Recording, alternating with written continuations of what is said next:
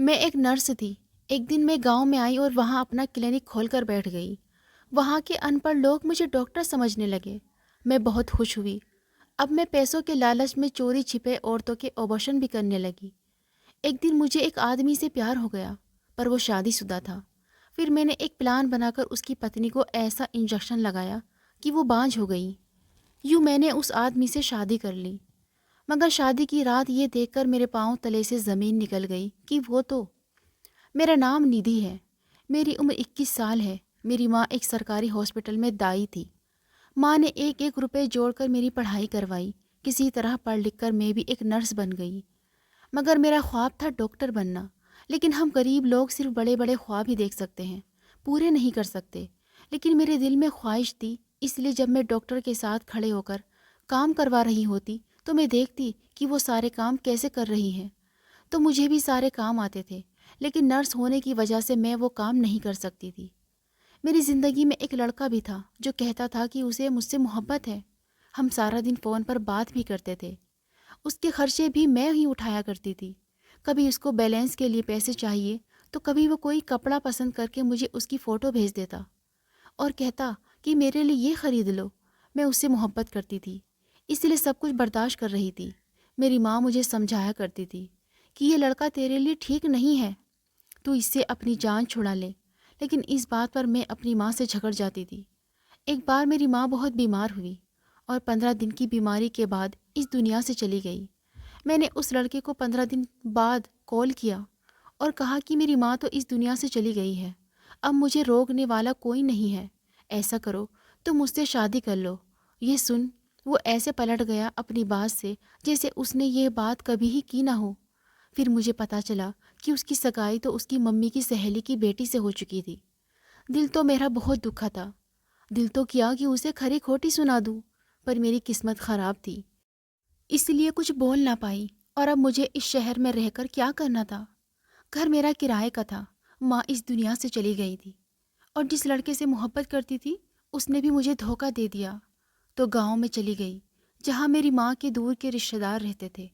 وہ گاؤں بہت چھوٹا سا تھا اور وہاں پر کوئی اسکول بھی نہیں تھا۔ وہاں کے زیادہ تر لوگ ان پڑھ گنوار تھے۔ یہ میرا آخری موقع تھا۔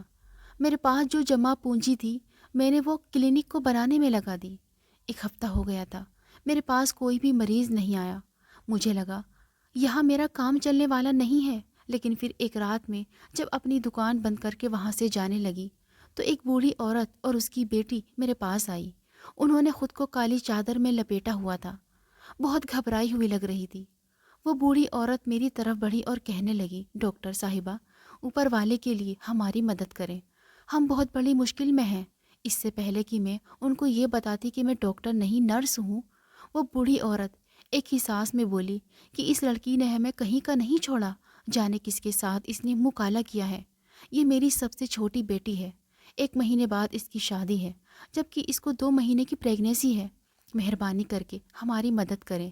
میں نے اس لڑکی کی طرف دیکھا تو میں حیران رہ گئی۔ وہ لڑکی مشکل سے 16 یا 17 سال کی ہوگی، اور شکل سے تو ایسی لگتی تھی جیسے اس نے کبھی مکھی بھی نہ ماری ہو۔ وہ سر جھکائے کھڑی تھی اور ایسا لگ رہا تھا کہ یہاں آنے سے پہلے اس کی ماں نے اسے خوب مارا تھا۔ اس کے چہرے پر تھپڑوں کے نشان صاف نظر آ رہے تھے اور اس کے بال بھی بکھرے ہوئے تھے، لیکن وہ چپ چاپ خاموش تھی، کیونکہ ظاہر ہے اس نے غلطی کی تھی۔ اس کا ابورشن کر دو تاکہ ہماری عزت بچ جائے۔ ابھی میں یہ کہنے ہی والی تھی کہ میں ڈاکٹر نہیں ہوں اور یہ کام نہیں کر سکتی کہ اس عورت نے کہا کہ میں آپ کو یہ کام کرنے کی منہ مانگی قیمت ادا کرنے کو تیار ہوں۔ اب بھلا پیسے کس کو برے لگتے ہیں؟ مجھے بھی برے نہیں لگے اور میں یہ کام کرنے کے لیے تیار ہو گئی، کیونکہ مجھے یہ کام تو آتا ہی تھا۔ اور اگر وہ مجھے ڈاکٹر صاحبہ سمجھ رہی تھی تو میں نے بھی یہی کہا کہ ہاں میں ڈاکٹر ہوں، جبکہ میں جانتی تھی کہ شہر کی کوئی بھی ڈاکٹر اس طرح کا غلط کام نہیں کرتی، اور کہتی بھی تو اس کے بہت زیادہ پیسے لیتی تھی۔ لیکن میں نے آج تک جتنے بھی ڈاکٹر کے ساتھ کام کیا انہوں نے کبھی ایسا غلط کام نہیں کیا تھا۔ لیکن اب میں مجبور تھی، میں نے ان کا کام کر دیا اور انہوں نے مجھے بہت سارے پیسے دیے۔ یہ بھی کہا کہ یہ بات کسی کو پتہ نہیں چلنی چاہیے۔ میں نے کہا کہ ایسا ہی ہوگا، اور مجھے دعائیں دیتی ہوئی وہ وہاں سے چلی گئی۔ اس کے بعد میں اس گاؤں میں ڈاکٹر صاحبہ سے مشہور ہو گئی، اور میرے پاس گاؤں کی عورتیں اپنی بیماری لے کر آنے لگی۔ میں نے بھی اس بات کا فائدہ اٹھایا اور میں روز 20 سے 30 مریض چیک کرنے لگی۔ میرے پاس پیسہ اکٹھا ہوا تو میں نے آپریشن کا سامان بھی خرید لیا اور کلینک کو بھی اچھا بنا لیا۔ اب یہ بات وہاں پوری طرح مشہور ہو گئی کہ شہر سے ایک لیڈی ڈاکٹر آئی ہوئی ہے جو بہت اچھا علاج کرتی ہے۔ پھر تو میرے پاس ایسی عورتوں کی بھیڑ آنے لگی۔ میں غیر قانونی کیس بھی کر دیتی تھی۔ یوں کام تو میرا اچھا چل پڑا تھا۔ پھر ایک دن میرے پاس ایک شادی شدہ جوڑا آیا۔ اس آدمی نے اپنا نام نکھل بتایا اور اپنی پتنی کا نام تنو۔ اس کا کہنا تھا کہ میری پتنی کی طبیعت بہت خراب رہتی ہے۔ میں نے اس کی پتنی سے پوچھا تو اس نے کہا کہ ہماری شادی کو 1 سال ہو گیا ہے لیکن میں ابھی تک پریگننٹ نہیں ہوئی۔ میں اس کی پتنی کو چیک کرنے کے لیے پیچھے والے کمرے میں لے گئی جبکہ نکھل باہر چیئر پر بیٹھا تھا۔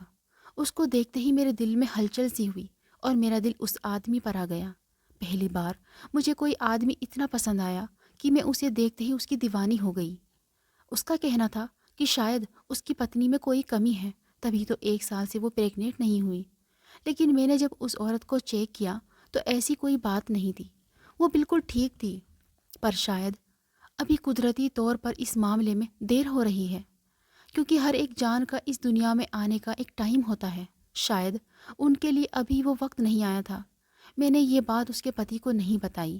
میں نے دوائی لکھ دی اور 1 ہفتے بعد دوبارہ آنے کا کہہ بھی دیا تاکہ میں اس آدمی کو دوبارہ دیکھ سکوں۔ رات کو میں اس آدمی کے بارے میں سوچتی رہی۔ اس کا چہرہ، اس کا حلیہ، اس کی آواز میرے دماغ میں گھوم رہی تھی۔ میں شیطانی پلان بنا چکی تھی۔ میں اس آدمی کو حاصل کرنا چاہتی تھی۔ 1 ہفتے بعد وہ اپنی پتنی کو دوبارہ لے کر آیا اور میں نے اس کی پتنی کو ایسی دوائی دی جو مجھے اسے نہیں دینی چاہیے تھی۔ اس کی پتنی مجھے بہت ڈری سہمی لگی تھی، بس مطلب کی باتیں بتاتی تھی۔ وہ بھی ڈرتے ہوئے، میرے لیے وہ بہت آسان شکار تھی۔ میں نے اس کی پتنی کو اندر ہی بیٹھنے کو کہا اور باہر آ کر اس کے پتی کو یوں جھوٹ بول دیا کہ دیکھو، آپ کی پتنی کبھی ماں نہیں بن سکتی۔ ویسے تو وہ آدمی اتنا بے وقوف تھا کہ اسے اس بات کا شک نہیں ہونا تھا، لیکن پھر بھی میں نے اس کی پتنی کو ایسی دوائی دے دی کہ وہ ماں نہ بن سکے۔ نکھل تو اپنا سر پکڑ کر بیٹھ گیا۔ اس نے مجھ سے بار بار پوچھا کہ کیا کوئی علاج نہیں ہے؟ تو میں نے کہا ہاں جی، کوئی علاج نہیں ہے، جبکہ ایسے معاملے میں کوئی نہ کوئی علاج تو ضرور ہوتا ہے، لیکن یہاں پر میں جھوٹ بول رہی تھی۔ نکھل نے پریشانی میں آ کر مجھے یہ بات بتا دی کہ میری ماں بیمار ہے اور اپنے پوتے کا منہ دیکھنا چاہتی ہے اور یہ عورت مجھے اولاد نہیں دے سکتی۔ اب میں اپنی ماں کو کیا جواب دوں گا؟ میں نے فوراً کہا آپ دوسری شادی کیوں نہیں کر لیتے؟ تو کہنے لگا کہ دوسری شادی کرنا کون سا آسان کام ہے۔ میں نے اس کے ہاتھ میں دوائی کی پرچی پکڑائی اور اس پرچی پر اپنا نمبر لکھ دیا۔ اس نے پرچی دے کر ایک نظر میری طرف دیکھا، پرچی اپنی جیب میں ڈالنے کے بعد اپنی پتنی کو غصے سے بولا چلو۔ کچھ دیر بعد مجھے نکھل کی کال آ گئی اور بات یہیں سے شروع ہوئی کہ آپ نے مجھے اپنا نمبر کیوں دیا؟ میں نے بنا دیر کیے اسے اپنی باتوں کے جال میں پھنسا لیا اور کہا کہ آپ مجھے دیکھنے میں بہت اچھے لگے۔ میں نے اسے یہ بھی کہا کہ تمہاری حالت کو دیکھتے ہوئے تمہیں آسانی سے رشتہ نہیں ملے گا۔ میں تمہیں پسند کر بیٹھی ہوں، اس لیے میں تم سے شادی کر لوں گی اور تمہیں اولاد کی خوشی بھی مل جائے گی۔ اس طرح روز ہماری باتیں ہونے لگی اور ہم ایک دوسرے کے قریب آنے لگے۔ اب ہم ایک دوسرے سے دن میں کئی دفعہ باتیں کرتے۔ ایک دن نکھل نے مجھ سے کہا کہ میں تم سے شادی تو کر لوں گا لیکن اس سے پہلے اس لڑکی کو طلاق دے دوں اور ہم اسی ہفتے میں شادی کریں گے۔ میں بہت زیادہ خوش ہو گئی اور 1 ہفتے میں ہی ہماری شادی بھی ہو گئی۔ ہماری شادی میں بس نکھل کی ماں اور بہت کم لوگ موجود تھے۔ میں بہت خوش تھی کہ میں نکھل کی پتنی بن گئی اور میں نے چالاکی سے جو چاہا وہ حاصل کر لیا۔ میں دلہن بنی اپنے کمرے میں بیٹھی ہوئی تھی۔ جب نکھل کمرے میں آیا تب وہ بہت ہینڈسم لگ رہا تھا اور میں بھی کسی سے کم نہیں تھی۔ اس نے میرے ہاتھ پر 5,000 روپے رکھے جو میری منہ دکھائی تھی اور پھر اس نے کچھ ایسا کیا کہ میرے قدموں تلے سے زمین نکل گئی۔ اس نے مجھے ایک زوردار تھپڑ دے مارا اور کہنے لگا اگر گھر میں اپنی اوقات میں رہے گی تو خوش رہے گی، اس گھر میں جو ہوگا میرے حساب سے ہوگا۔ میں حیران پریشان کہ آخر نکھل ایسا برتاؤ کیوں کر رہا تھا اور مجھ سے کیسی باتیں کر رہا تھا۔ میں ابھی ایک دن کی ہی دلہن تھی۔ کچھ ہی دن میں مجھے یہ سمجھ آ گیا کہ نکھل کوئی عام انسان نہیں بلکہ ایک دماغی مریض ہے جس کو عورتوں پر ظلم کر کے خوشی ملتی ہے۔ وہ لڑکی دراصل اپنی جان چھڑا گئی اور میں اس پاگل کے چنگل میں پھنس گئی تھی۔ مجھے سمجھ نہیں آ رہا تھا کہ اب میں کیا کروں۔ دن اسی طرح گزرنے لگے۔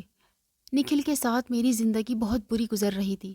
کہنے کو تو میں بھی بہت بہادر تھی، لیکن اس کے سامنے میری زبان جیسے ہی چلتی وہ مار پیٹ شروع کر دیتا۔ اس کی ماں بھی اس معاملے میں کچھ نہ بولتی تھی۔ دن گزرنے لگے اور میں بھی پریگننٹ نہیں ہوئی۔ نکھل نے مجھے بہت مارا اور کہا، 1 سال کا عرصہ گزر گیا، تو نے خوشخبری کیوں نہیں سنائی؟ ایک دن میں اپنے کلینک پر بیٹھی تھی کہ میں نے نکھل کی پہلی پتنی تنو کو دیکھا، جو وہاں سے گزر رہی تھی۔ وہ اندر آ گئی۔ اسے دیکھ میں حیران رہ گئی۔ اس کی گود میں ایک پیاری سی بیٹی تھی۔ وہ کہنے لگی، تمہارا شکریہ کہ تم نے مجھے اس حیوان سے بچایا۔ اس نے ضرور غصے میں ہی کہا تھا، لیکن یہی سچ تھا۔ وہ کہنے لگی کہ میں خود سے کبھی بھی نکھل سے طلاق نہیں لے سکتی تھی، اور وہ کبھی بھی مجھے طلاق نہ دیتا، لیکن تم نے ہمارے بیچ میں آ کر مجھے بچا لیا۔ میں لاچار بھی بن گئی اور ایک لڑکے سے میری شادی بھی ہو گئی۔ اب اوپر والے نے مجھے پیاری سی بیٹی دی ہے اور میری زندگی بہت اچھی جا رہی ہے۔ تمہارے لیے میں دعا کروں گی، کیونکہ جانتی ہوں کہ تمہیں دعاؤں کی سخت ضرورت ہے۔ وہ چلی گئی اور میں پھوٹ پھوٹ کر رونے لگی۔ اب میرے پاس اور کوئی چارہ نہ تھا۔ میں کیا کرتی؟ اس حیوان کے ساتھ رہنا مجبوری تھی۔ میں کیسے اس کے چنگل سے نکلتی؟ میرا کوئی اپنا بھی نہیں تھا جو میرا ساتھ دیتا۔ نکھل روز میرا فون بھی چیک کرتا اور مجھے چھوڑنے بھی خود آیا کرتا۔ اس نے میرے کلینک کے ساتھ بنی کرانے کی دکان والے آدمی کو کچھ پیسے بھی دیے تاکہ وہ مجھ پر نظر رکھ سکے۔ ایک دن ایک آدمی پولیس کو لے کر میرے کلینک میں داخل ہوا۔ اس کا کہنا تھا کہ میں نے اس کا بچہ گرایا ہے، جو کہ ایک لڑکی کے پیٹ میں تھا۔ مجھے پولیس نے پکڑ لیا اور شہر کی جیل میں لے گئے۔ میں نے بھی اپنا جرم قبول کر لیا۔ سب کو پتہ چل گیا کہ میں ڈاکٹر نہیں بلکہ ایک نرس تھی۔ نکھل بھی یہ بات نہیں جانتا تھا۔ جب اسے یہ بات پتہ چلی تو وہ بھی حیران رہ گیا۔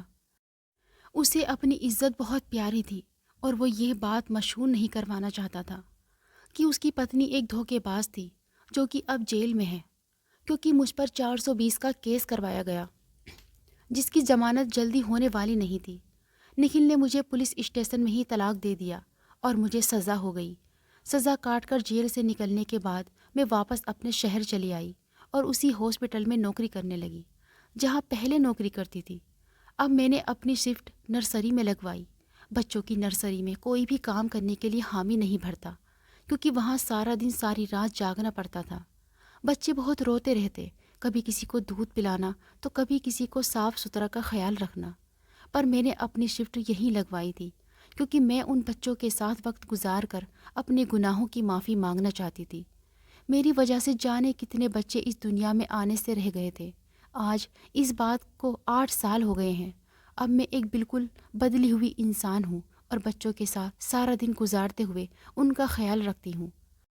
پتہ نہیں مجھے کس کی دعاؤں نے بچا لیا کہ میرے ساتھ زیادہ کچھ برا نہیں ہوا، جبکہ میں اس سے بھی زیادہ سزا کی حقدار تھی۔ شاید وہ دعائیں میری ماں کی تھی، جس ماں کو میں نے کبھی اچھا نہیں سمجھا۔ میں نے اپنی زندگی کی اس گھٹنا سے یہی سیکھا ہے کہ برے کام کا ہمیشہ برا انجام ہوتا ہے، دھوکہ ہمیشہ دھوکہ ہی رہتا ہے، جو ایک دن آپ کے سامنے آ جاتا ہے۔ اگر آپ کو ہماری آج کی کہانی پسند آئی ہو تو اسے لائک کریں اور اپنے دوستوں کے ساتھ شیئر کریں، اور ہاں، آپ نے ابھی تک ہمارا چینل سبسکرائب نہیں کیا تو ضرور کریں۔